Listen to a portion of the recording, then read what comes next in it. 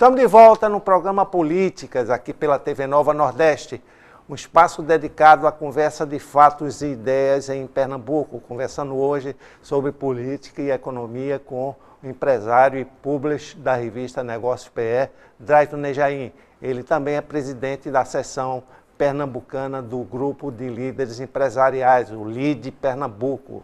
Drayton, no primeiro bloco, encerramos você falando sobre a questão do judiciário, da caixa preta que é o judiciário. Mas o judiciário, incluído dentro do legislativo e executivo, os três poderes da nação, parecem ser, principalmente o executivo, muito grande em relação ao país. E quando existem propostas de privatização de estatais, que já vinha acontecendo ainda no governo Fernando Henrique Cardoso, como a privatização da telefonia pública da Vale Rio Doce e outras privatizações que deram um novo desenvolvimento a esses segmentos, ao setor de telefonia. Agora a Eletrobras, o sistema elétrico nacional, está sendo posto em discussão para uma privatização.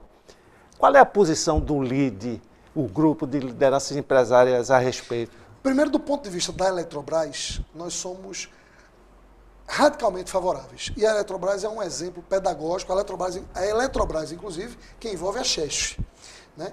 É um exemplo importante e pedagógico para a gente entender o seguinte: o sistema gerido pela Eletrobras, ele deu prejuízo muitos anos por uso político.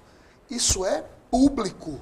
Então você imagine a frustração de um sistema elétrico que é estratégico para o país, que não tem capacidade de se atualizar, não tem capacidade de se renovar, não tem capacidade de inovar, não presta um serviço adequado à sociedade brasileira, porque todo o uso da máquina é político. Você tem ali um cabidão de empregos, com um monte de gente durante muitos anos, que não funcionou para absolutamente nada, a não ser para servir a projetos de poder. Chega lá alguém que tem bom senso e que tem coragem e diz assim, ó, vamos dar um choque de produtividade, vamos dar um choque de eficiência. Porque o que está por trás essa visão ideológica entre você ter um Estado menor, um Estado maior, é uma coisa muito simples. Quem tem uma visão mais liberal do Estado acredita que um Estado menor ele é um Estado muito menos corrupto, que não dá tempo de você estar vivo, nem eu, nem o seu neto, nem o meu, de consertar o Estado brasileiro do ponto de vista de cultura. Não, vamos colocar controles, não vamos deixar a polícia apurar, corregedoria, órgãos, judiciários, uma sociedade que é corrupta desde a época da colonização. O brasileiro aprendeu a ser corrupto com o português. E isso precisa ser dito, não é por conta disso que o povo português é ruim, não é por conta disso que o povo brasileiro é ruim, mas precisa ser dito que o povo brasileiro tem uma cultura associada à corrupção desde que foi fundado, desde que foi criado. E o tamanho do Estado facilita isso, né? Claro, porque você tem, a gente falou aqui o programa todo, uma máquina inchada, uma legislação que protege, que dá estabilidade às pessoas. Você vê até hoje, quando estoura um processo de um juiz, a turma aposenta o cara.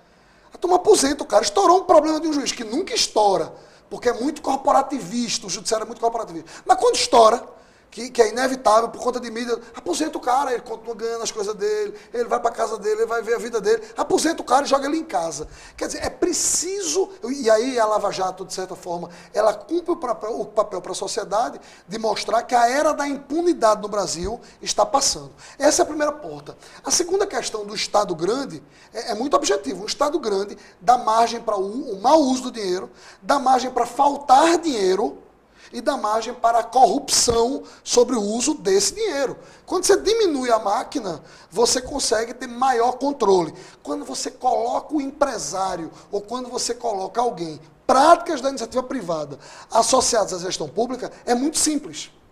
O empresário no Brasil, antes dele ganhar R$1 de lucro, ele precisa correr risco. O empresário emprega, dá dignidade a uma família, o empresário gasta por conta, ele não sabe se vai ter retorno. Então, é errado a sociedade achar que o empresário é o Marcelo Odebrecht, que o empresário é o cara da JBS, o Wesley Batista. Não, o empresário é o seu sobrinho, o seu tio. Você não tem empresário na família não, que emprega gente?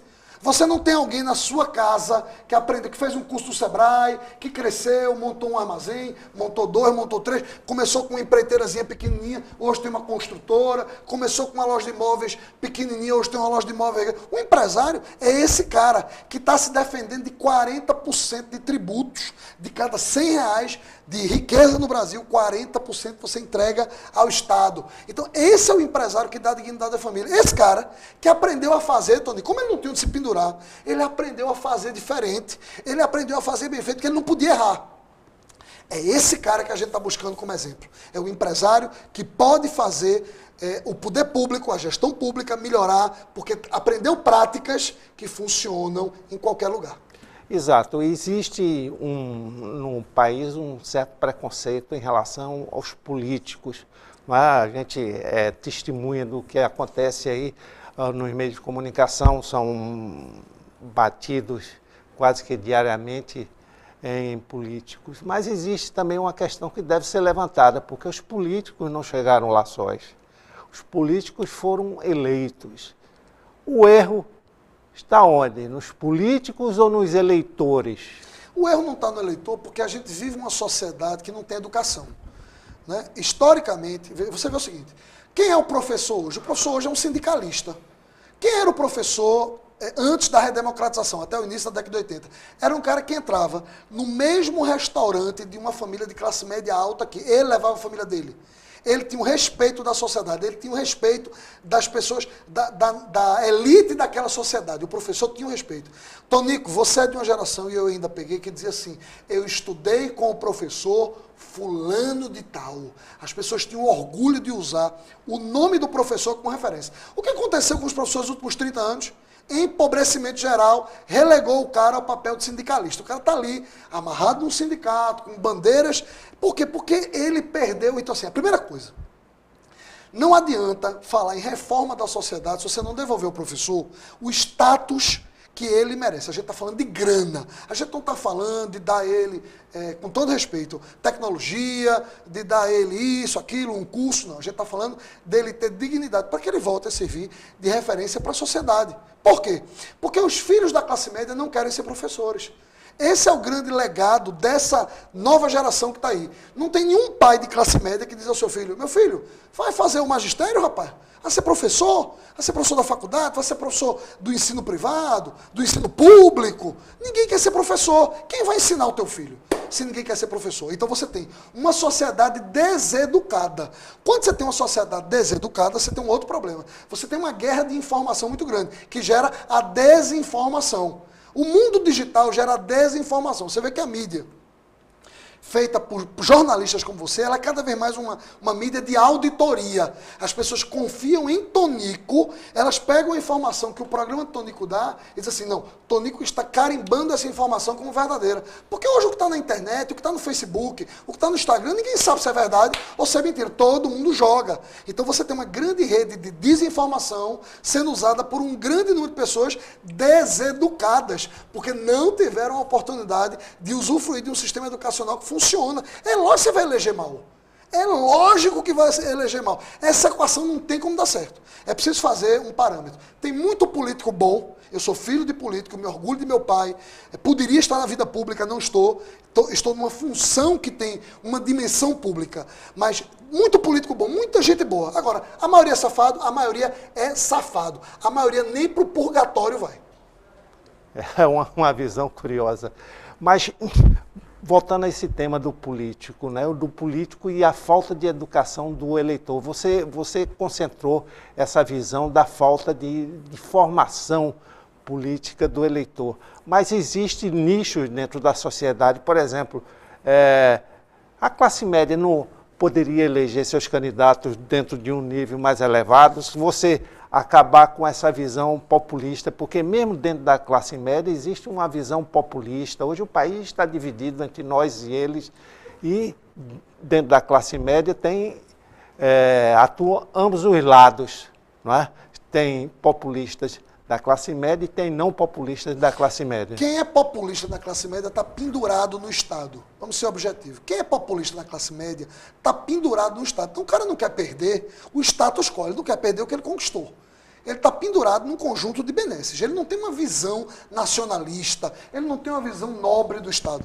Ele está, pode procurar que ele está pendurado, a mulher dele está pendurada, o tio dele está pendurado, o filho dele está pendurado. Tem alguém que está pendurado, que está dando sustentação a essa visão. Primeira coisa. Quem reclama, quem não está pendurado.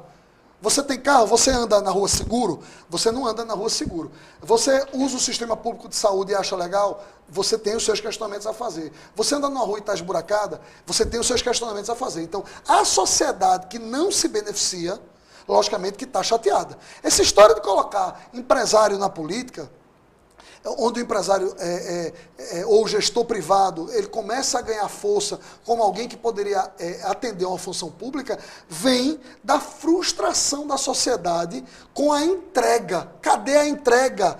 Como a entrega ela é insuficiente e o nível de tributo que é pago é muito alto, a sociedade chegou no nível que ela está colapsada, ela está chateada. Agora, a gente volta para uma questão objetiva, que é o seguinte. O Estado menor é necessário porque não há tempo para fazer mudança, não há cultura, não tem tempo para você fazer essa mudança gradual, isso vai levar tempo demais. Exato.